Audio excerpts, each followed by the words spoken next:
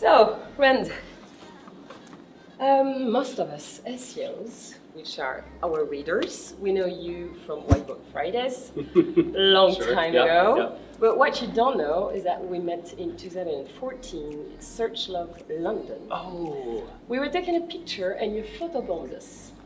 And I have the picture here. You here? Oh my God. And this is Polaroid. So my friend who's there, he was like, I think Rand Fishkin just photobombed us. And I was like, no way, no way. And we just shake the picture and was like, oh my God, that's him. That's incredible. So, also that hair, jeez. Yeah, 10 years ago. So how have you been doing since 2014? Wow.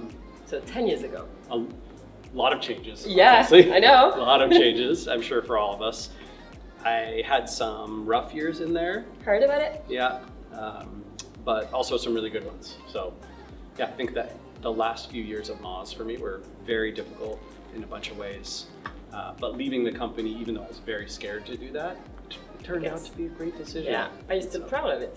You know, I think if you had asked me 4 or 5 years ago, I would have said mostly no, that I had regret more than pride.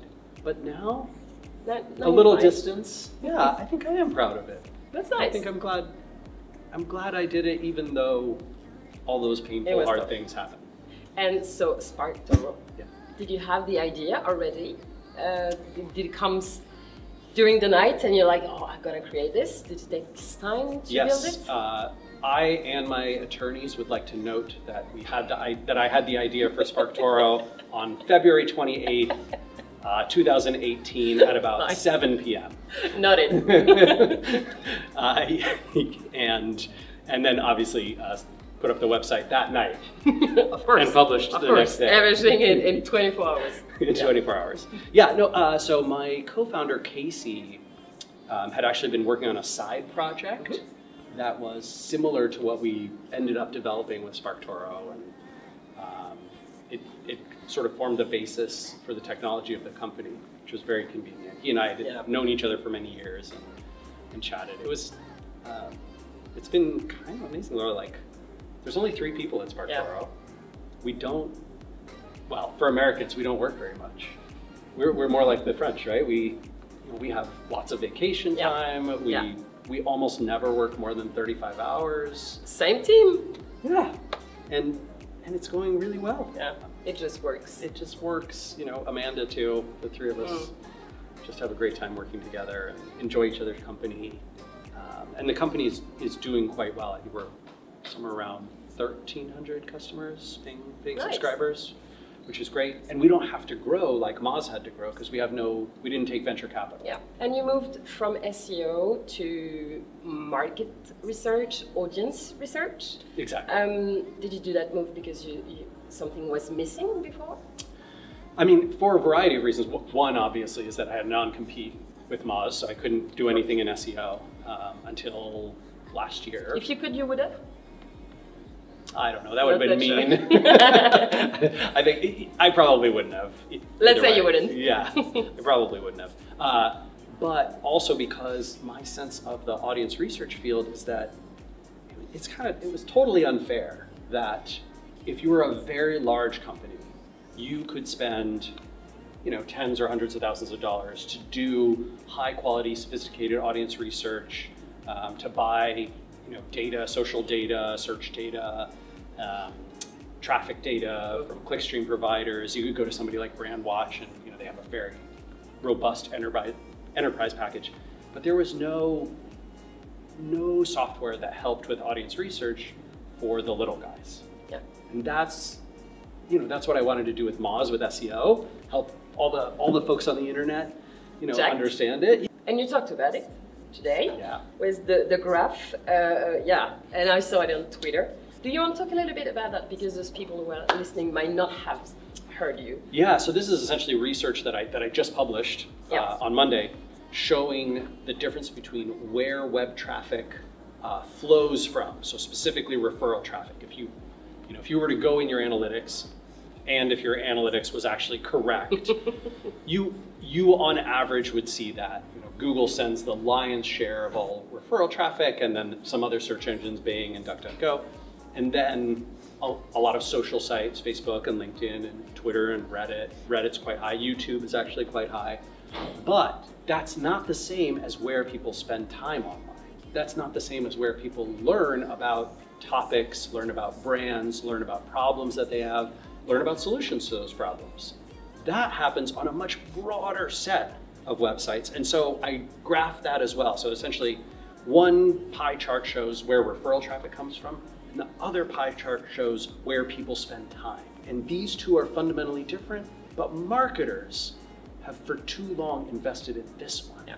We've only cared about which one sends me traffic, not where are people actually engaging. To me, it's like, imagine we were marketers in 1965, and the only form of marketing we believed in was door-to-door sales.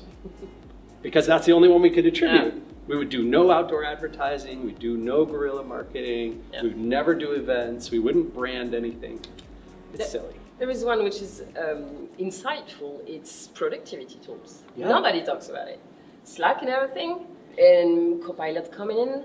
Slack, Copilot, they gotta stay on it. Excel, I mean, yeah, if you look at the productivity segment has, I think, 25 or 30 different web properties that are all in that sector and all in the top 170 most visited sites on the web. And let's do something about it. I mean, I think people are starting to talk about OpenAI and ChatGPT and how do I be found through GPT-4, especially with the referral links. I didn't want to ask you any question about AI, but you started it. Sure. How do you use it today?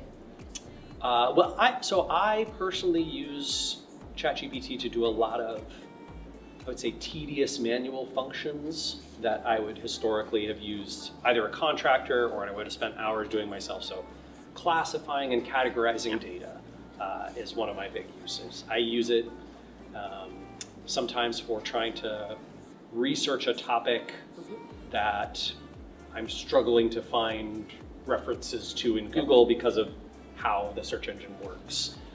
I used it a tiny bit for this presentation today. I asked ChatGPT to find me more of the stories that people are telling about shutting off their advertising and seeing improved results.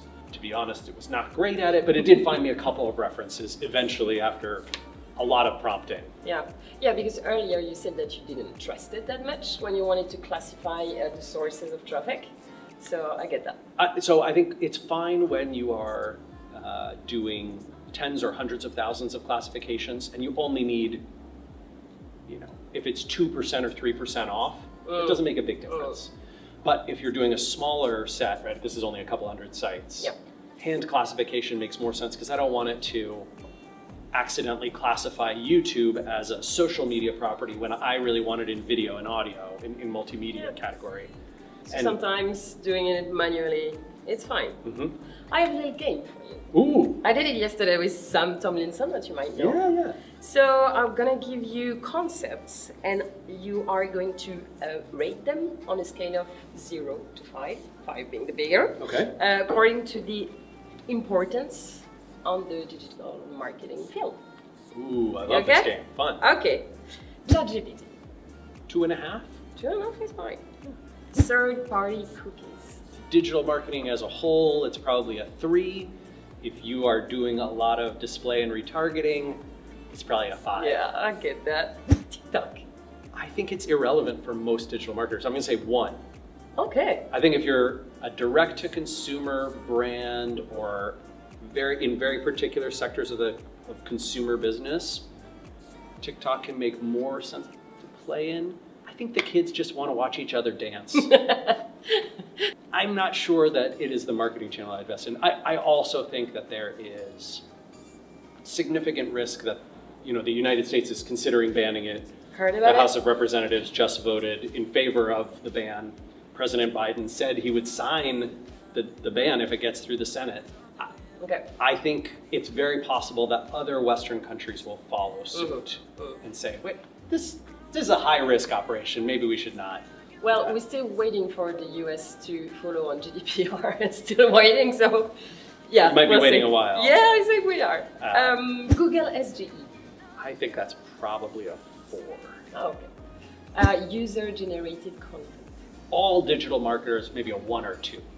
But if you are someone who has a platform with a lot of user-generated content already, it's probably a 5. I agree. Sustainability. I think most digital marketers don't even make it a 1. I so agree with you. That's what Sam said. Sam said it should be a 5, but it's actually a 2. Yeah. Fake news and fact-checking. I would say a 3. And the reason I think it has a lot of importance for many digital marketers, even though we might not be involved in news, is because advertising channels and marketing channels and the way that algorithms prioritize content is dramatically affected by how those platforms are being abused by individuals and countries and governments that want to manipulate public opinion.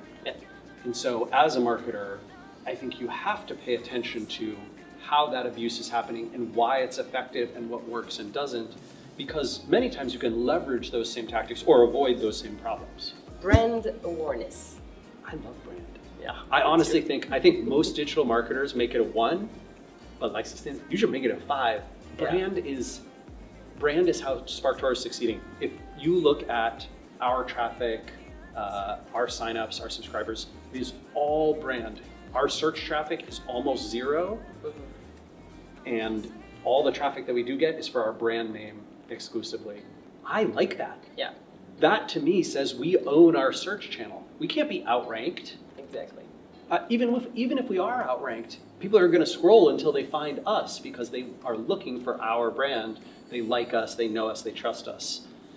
To me, this is a huge investment. The problem is digital marketers and marketers in general often don't have control of all the things that go into brand.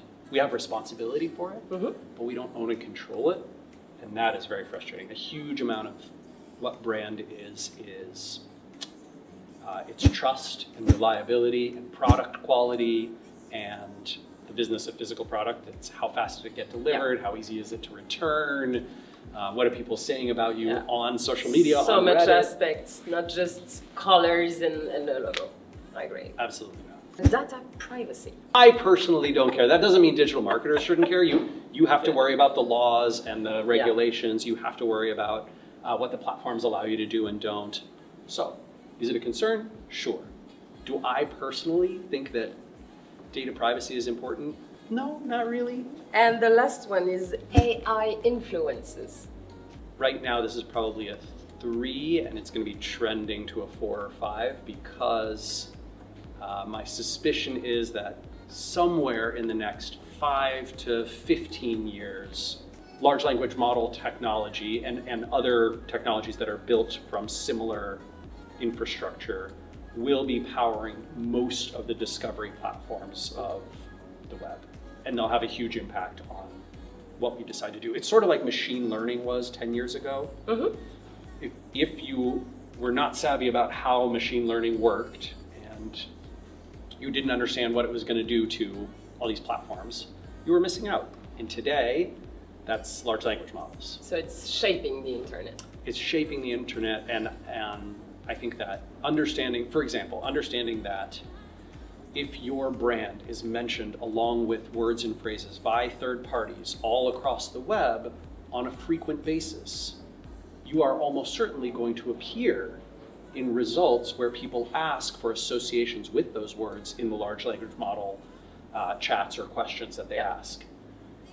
And so it's weird to me that a lot more companies aren't investing in PR right now, because I can tell you very honestly, this is a huge part of what we do at SparkToro, is making sure anytime anyone says audience research on the internet, someone is here. Yeah, SparkToro is somehow also mentioned, right? A lot of the research that I do is not because that research drives signups or clicks. It's because that research gets cited by sources that I know will be picked up by both sort of how Google works today with links and references, and how all these platforms will work in the future with large language models. Yeah, I agree with you. One last question.